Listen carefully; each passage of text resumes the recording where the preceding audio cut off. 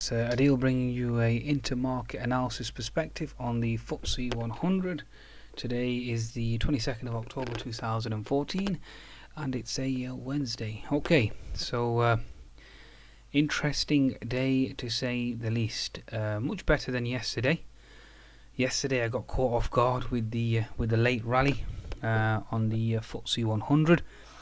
Obviously, given that corporate bond buying had been denied by the ECB, and yet the market still managed to rally, especially Europe and obviously the US markets as well. I'll try and make a separate video on the US markets, try not to talk too much about that. Okay, so basically what happened today. Okay, so let's go over the fundamentals first before we look at technicals. Okay, so we woke up in the morning, as you can see here on my Reuters platform here.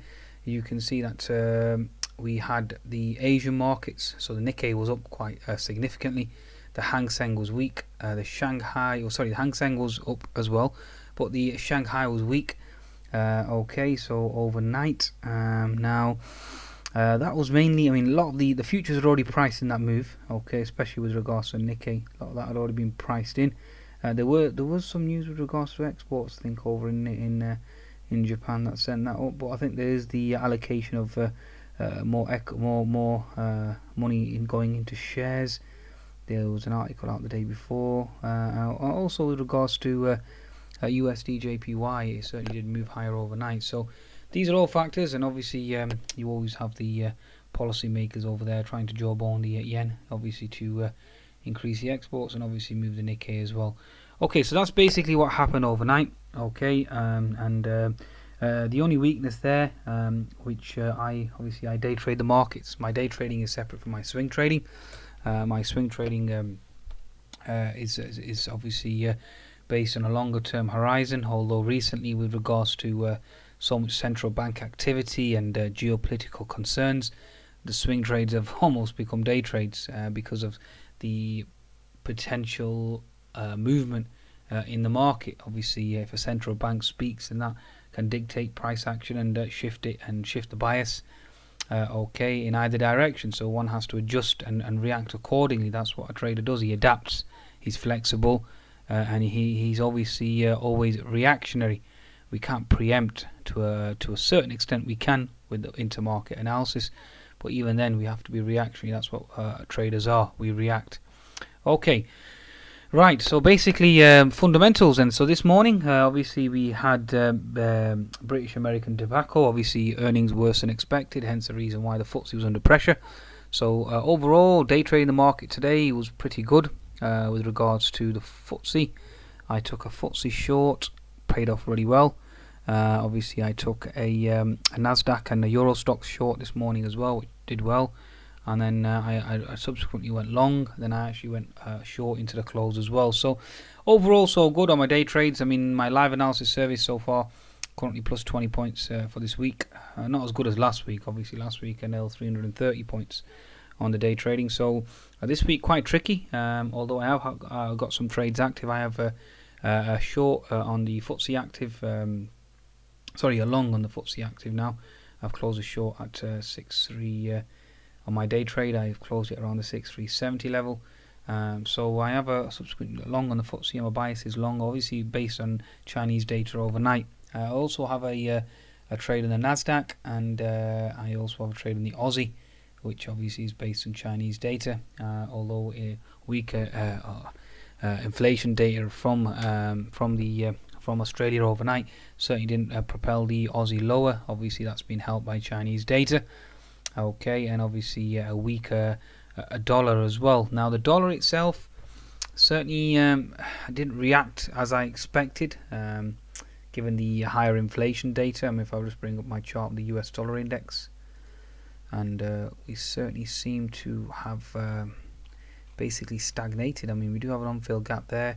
I did expect that gap to be filled, and that obviously it wasn't the case. Now, whether that's due to weaker average hourly earnings, obviously the market's not reacting to that, to slightly stronger than expected inflation rate, although we did get the move, but we certainly sold off into the close. And also with regards to the Canadian terrorism fears, I expected the dollar to catch a bid there as well, and that obviously didn't either. So for dollar bulls, then that's certainly some food for thought.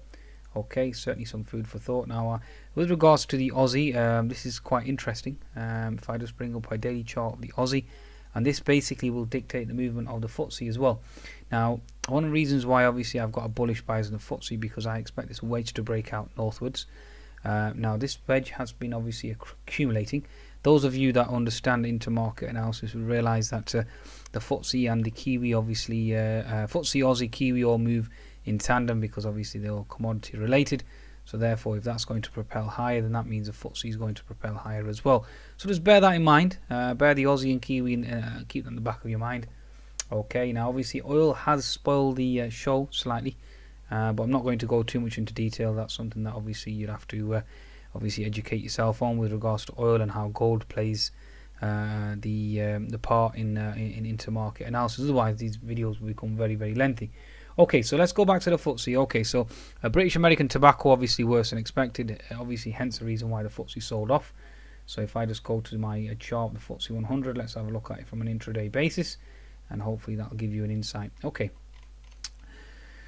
Righty-ho. Okay, so this is basically your chart of the FTSE 100. Obviously, there's a lot of activity going on here. Ideally, it would have been better if it was clean, but let's just go with it. Go with the flow for now. So let's just go to a say a one-day chart, for example. Okay, so this is the FTSE 100. Okay, so let's just try and clean things up here a bit. Okay, let's just get rid of a lot of the lines on here so it makes it clean. So we can actually observe what's going on here. I do need to clean this up. Okay, so basically we obviously started off here.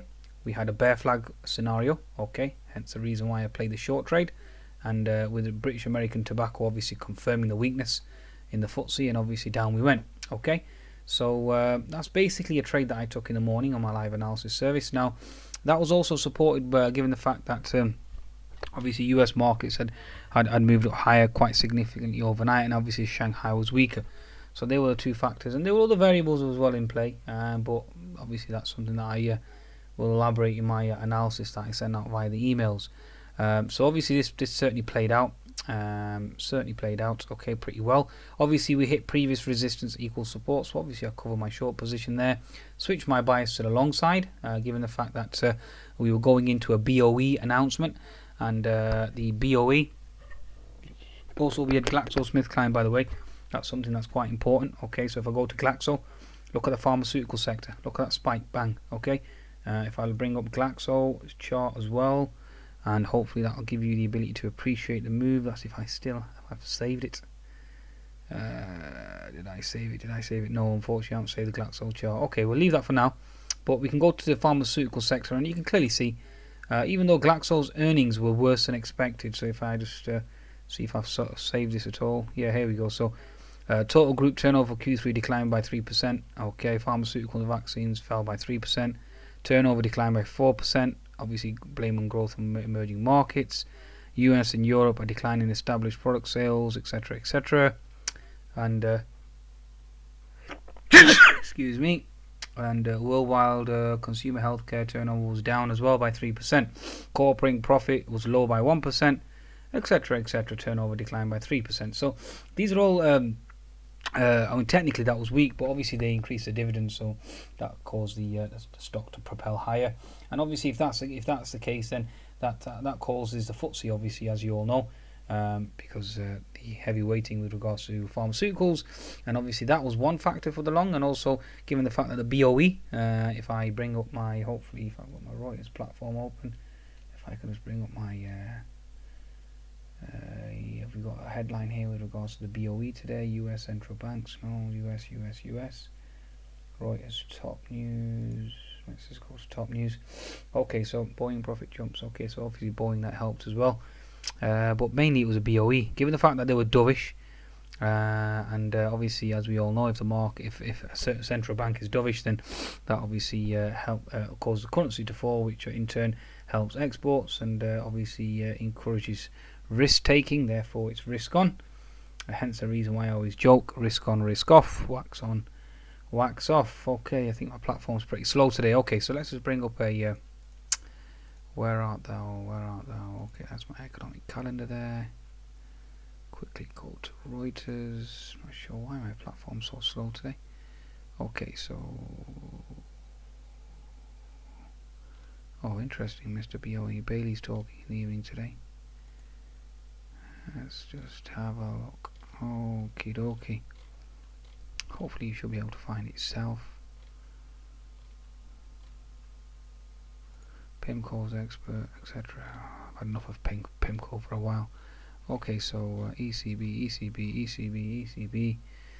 Bank of England minutes. There we go. So basically, you should be able to. Hopefully, it should come up on there. If it doesn't come up on there, Bank of England minutes add to signs rate hike back on back burner, i.e., interest rates obviously are pushed back. Interest rate expectations pushed back. If that's the case, then that obviously helps the equity market, and it obviously propels the equity markets higher. Okay, so just look at it from that perspective, and hopefully that will help. Okay, the MySex was down today, the Russian market. So obviously we're not focusing on Russian-Ukraine situation at the moment. If we were, then that's very important for you to observe as well. Okay, right. So that's basically the case. So BOE was dovish, adding the fact that we had obviously stronger earnings from Glaxo. Well, not stronger earnings, but higher dividend, which obviously forced the pharmaceutical sector higher, and you have yourself a nice little rally. Okay, now why did that rally? Okay, now initially I was short, like I explained on my day trade, and the reason why I was short, obviously because of British American Tobacco, and obviously Shanghai negative overnight, Aussie and Kiwi into resistance. And that's primarily obviously due to the fact that we had the lower inflation data in Australia, and the Kiwi's always been jawbone by the policymakers there.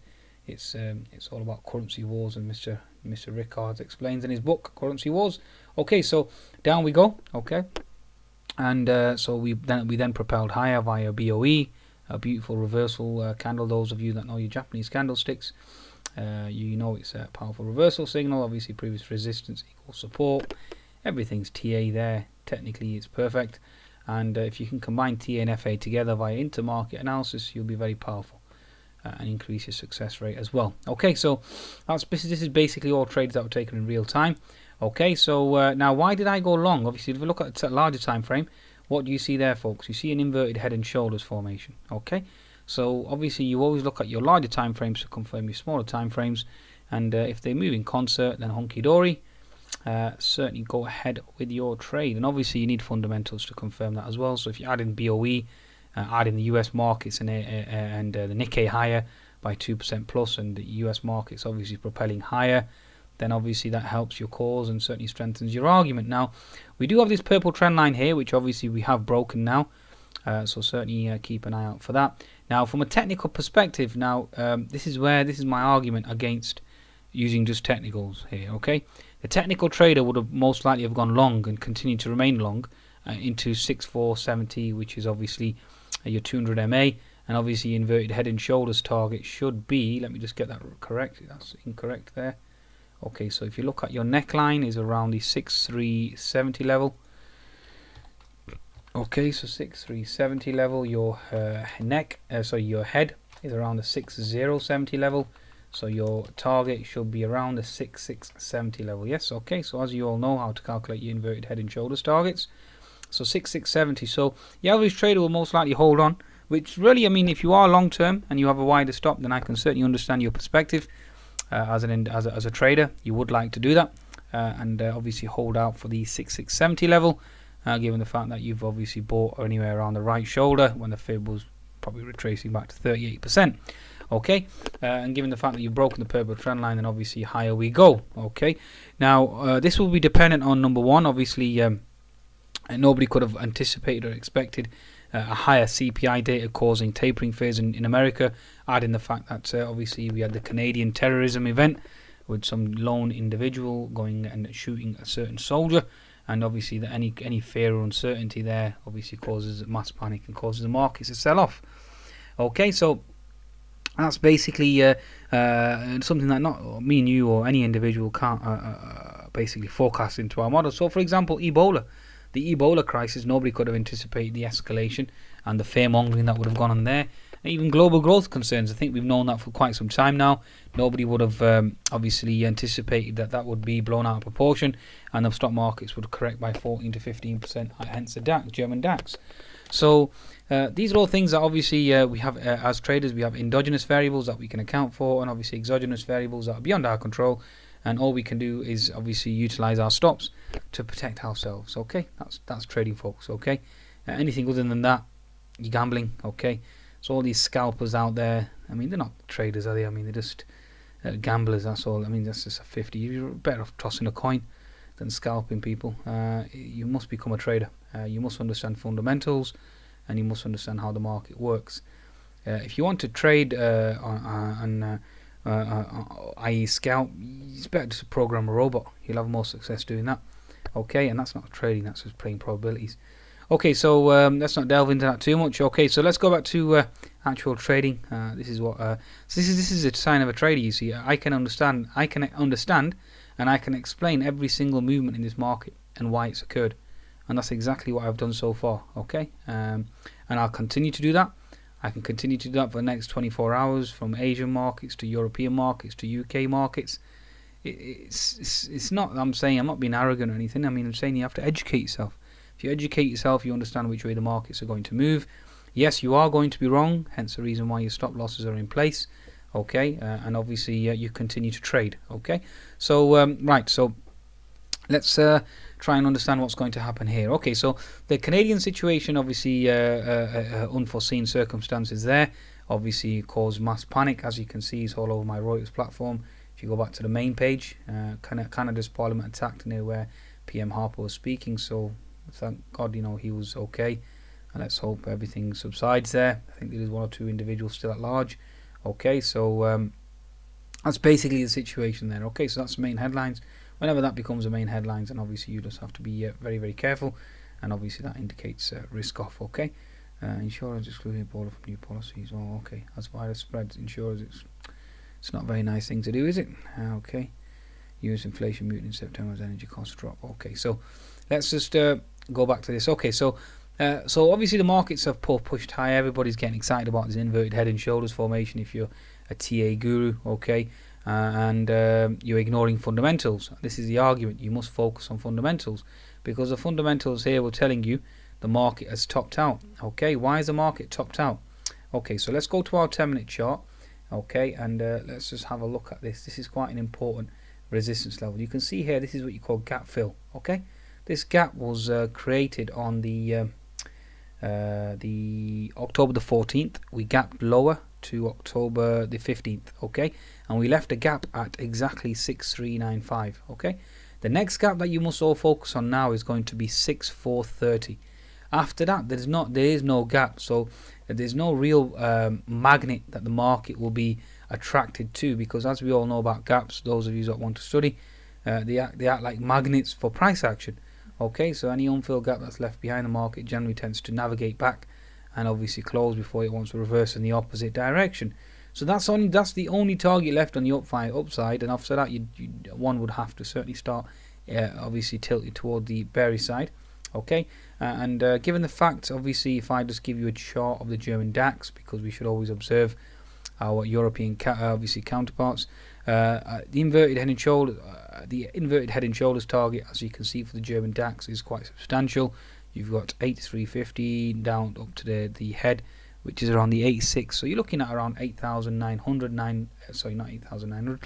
So you're looking at 8,800. So it's a 500 point move. So it's around 9,200. And what's 9,200? Gap fill. That's not a coincidence, folks. Okay, that's not a coincidence. So all this rumor of corporate bond buying in Europe, and obviously higher investments as well.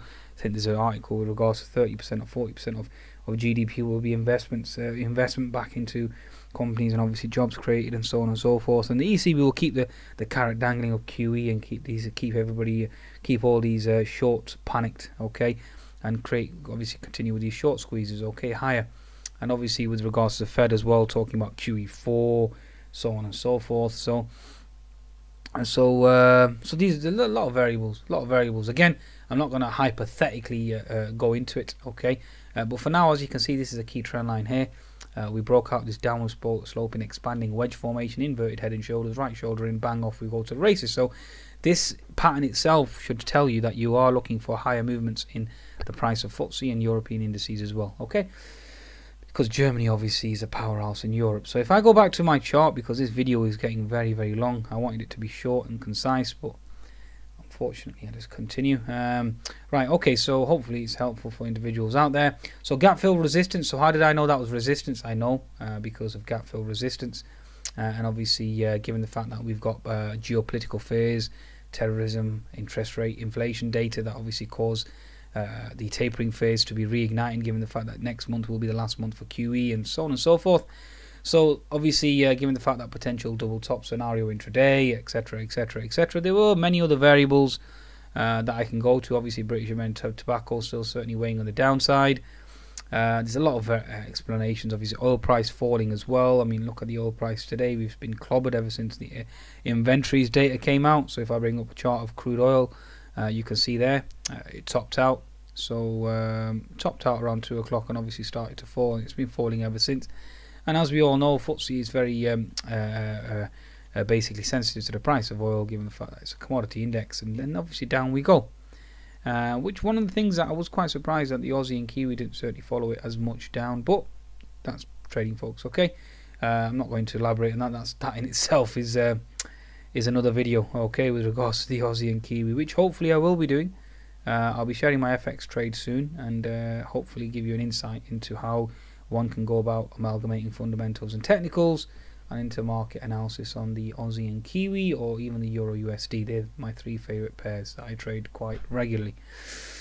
Okay, right, going back to the FTSE, because I'm digressing here again, continuously do so. Okay, so obviously the market's going to the downside as we speak. The FTSE is around the 6,350 zone, I think, just to correct, and that's exactly where I pull my swing trade, obviously shorts, and obviously have switched in the opposite direction.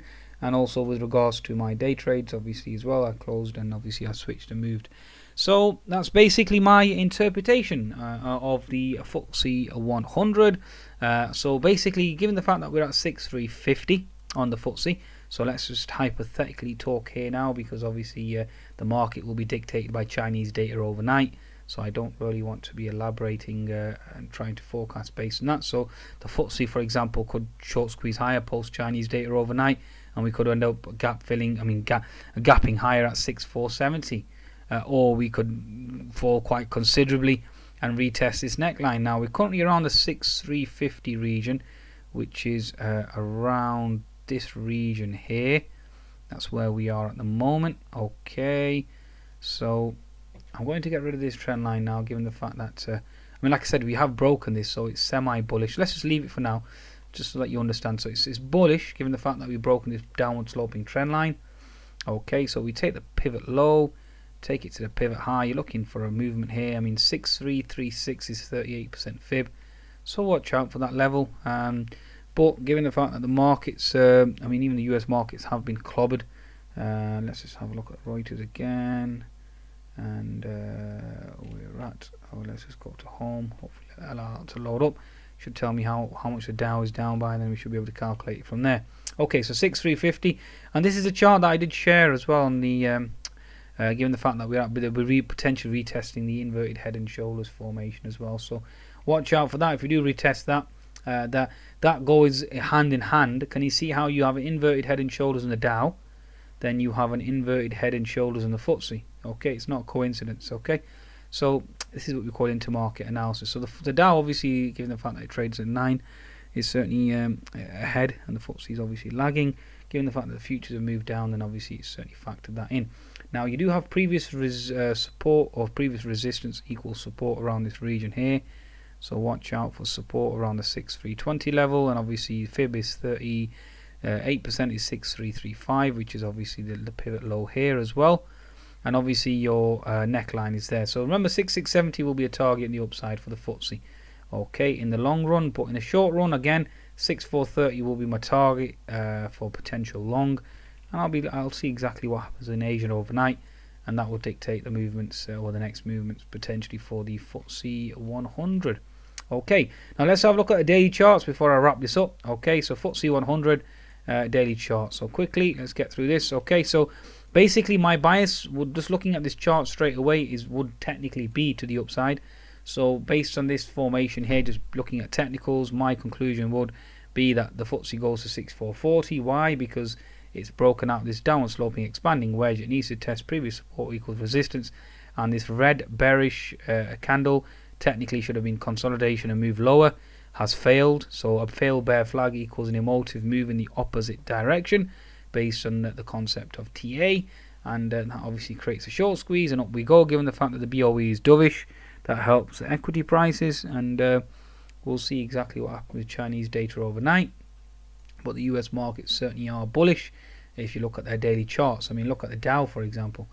If I just bring up a chart of the Dow for you, okay, look at the daily chart of the Dow, and you can see that we have propelled high. Yes, we did slam into the 200 MA, and obviously the previous support equals resistance concept, but it certainly is bullish. I mean, look at the Dow transports. Okay, one can argue that the Dow transports are higher because the oil prices obviously sold off quite substantially, but that is quite, I mean, that's one hell of a move. It's actually negated, and the Dow transports generally tend to be a leader, and the rest are lagging. It's actually retraced 61 and 75%. So that tells you that the Dow Jones certainly wants to retrace 61 and 75, and so does the FTSE 100. So these are all factors that you have to take into consideration. Now, we did come into potential support on the volatility index. So given the fact that the FTSE is obviously sold off, the volatility index looks like it's going to be bounced around that region, and you can potentially see an H&S formation forming here on the volatility index. And obviously, if that's the case, and that technically is an inverted head and shoulders, or represents the inverted head and shoulders, which is the opposite pattern of this on the FTSE 100 and the Dow.